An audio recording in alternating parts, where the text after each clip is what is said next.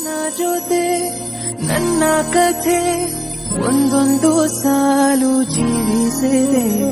ನನ್ನ ಜೊತೆ ನಿನ್ನ ಕಥೆ ಬೇರೊಂದು ಲೋಕ ಸೃಷ್ಟಿಸಿದೆ. ಎಂದು ಹೀಗೆ ಆಗಿಲ್ಲ, ಏನು ಇದರ ಸೂಚನೆ?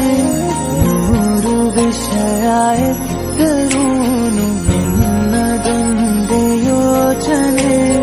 ಇಬ್ಬರಲ್ಲ ಒಬ್ಬರೀಗ ನಾನಿನ್ನು ನಿನಗರ್ಪಣೆ.